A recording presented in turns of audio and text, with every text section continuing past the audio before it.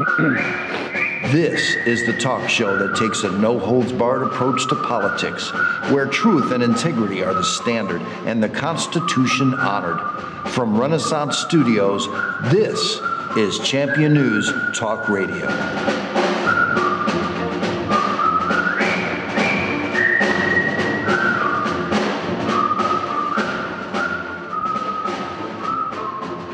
Good morning and welcome to another great edition of Champion News Talk Radio, brought to you by championnews.net, your choice for the conservative voice.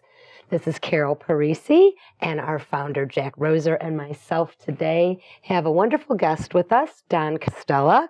Good morning, Jack. How are you today? Full of beans here, trying to propel our Republican Party into a big attack force. You know, a lot of people think the Republican Party can't win here in Illinois.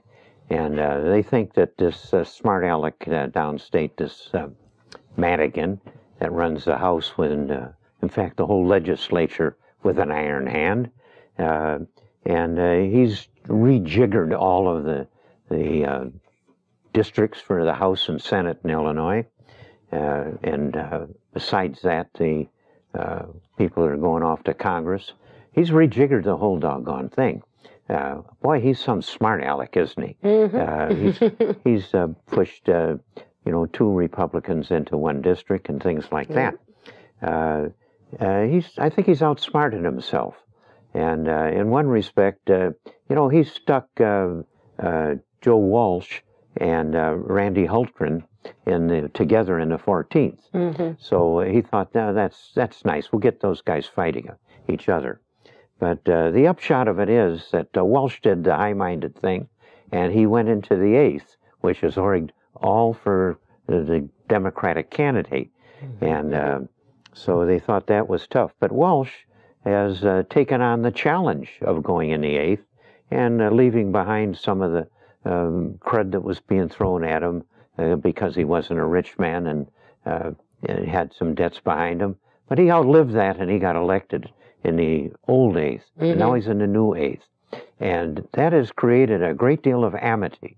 I was to a meeting up in Crystal Lake just last Saturday, and we had Walsh and Hultgren and Peter Roskam, all of them congressmen, mm-hmm. and all of them on the same platform together in great harmony.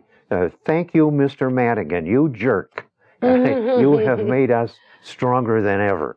And that's going to go on for it's something poking Madigan in the eye and saying, you jerk.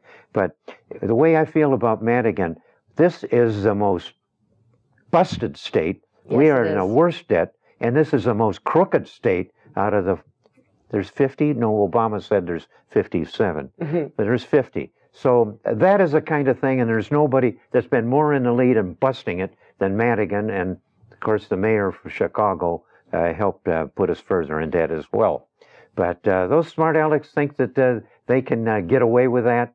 They busted the state. It's going to take big remedies. One of the big remedies is to throw Mr. Madigan out of the legislature.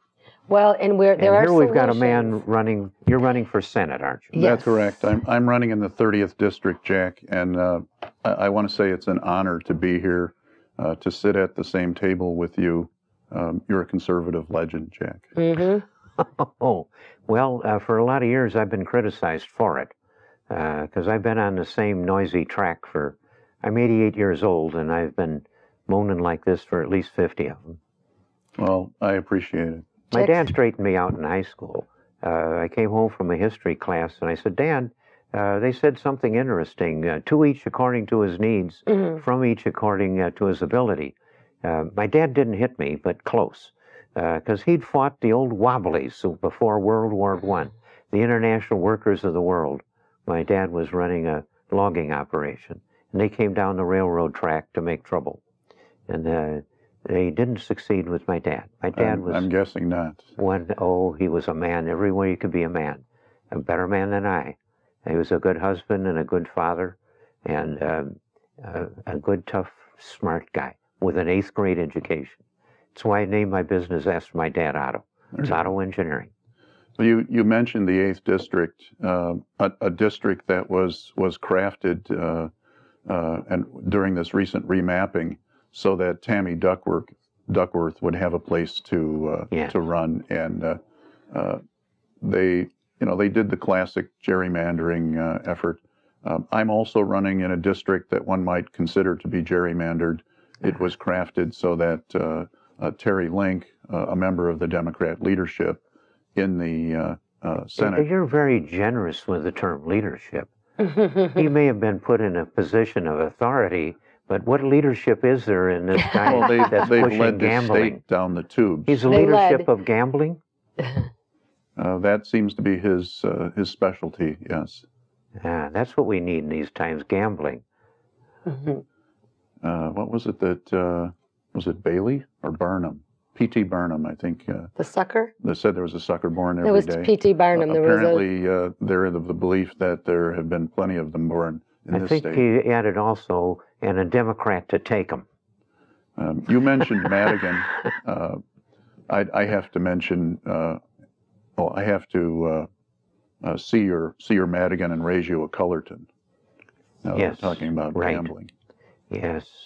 Who is Cullerton, for our listeners that don't know? He is the majority leader in the Illinois State Senate. Okay, and that is of a Democratic and Party. He's a Democrat. The magic number for Republicans is 6. It's 6 in the House, 6 in the Senate. If we gain 6 seats in either one of those bodies, we will be changing the leadership. We could make Madigan the minority leader. Oh, that sounds good. We could make Madigan absent. Our goal is you've got it entirely right. Get 6 seats in the House, 6 in the Senate, and subtract Madigan. So our theme song is 6 + 6 - 1. That makes sense. Well, Don, you could be one of those 6. And the other theme to the thing is what the Tea Party people have been doing, and we've given it a name, is From Values to Victory.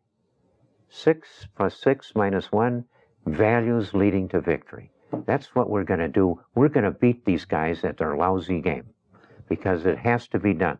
The state is in desperate trouble, and it's going to take major measures to whip it. So everybody should put their treasure behind it, and this is a time for the Tea Party to use the Republican Party as its sled to get through this thing to victory. Well, I think we have to help them stay focused at the state level. I mean, we talked about Joe Walsh. Joe Walsh has a super PAC coming out of no other place than San Francisco that has set their targets on Joe. He's the number one target that they're going after. Him and Alan West. Pelosi politics are coming to Illinois. We're going to get to hear more from the voice behind the camera later, but you handed out this card with a bunch of your objectives. I really think there's a lot of good thought in this small card. Well, these are very straightforward objectives that we should have. And even in his State of the State message, Governor Quinn acknowledged some of these. He acknowledged that we need pension reform in Illinois. He acknowledged that we need Medicaid reform. These are issues that have plagued this state for some time. They've been kicking the can down the road. Terrible. Their accounting methods are truly unique. They've managed to find a way around the Illinois Constitution, which of course calls for a balanced budget. They don't balance the budget. It calls for a budget. They don't have a budget. They haven't had a budget for years. That's true. Now, Don, you have a 10-point plan. These guys have you're right. They violated the dictum from the Constitution, which also says you can't contract bills that you can't pay. So where does that leave us with this huge pension problem? $80 billion in the hole on that alone. Well, bankruptcy. And what did Madigan do? He borrowed $3.7 billion this year to pay those outrageous $250,000 a year pensions. They had to borrow the money. What's our bond rating here in Illinois right now? It was just reduced to A2, making Illinois the lowest bond rating of all 50 states.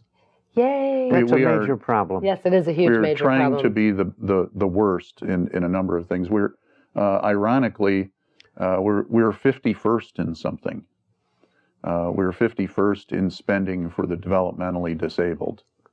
We have to include the District of Columbia in order to get to that figure, but we're last. You bring up an interesting thing. We're deep in debt, and Madigan is paying off these outrageous pensions going to his pals through the laws that he's passed to make them that outrageous, and the people that are not the authors of their own troubles, that are laying in bed or something, their bills are not being paid. Well, you know what, exactly. Don, they're borrowing money from businesses. Don, I want to really hear about your 10-point plan. You talk about things of growing jobs, and I like this one, repealing the Democrat 67% income tax increase. Can we talk more about that when we come back after the break?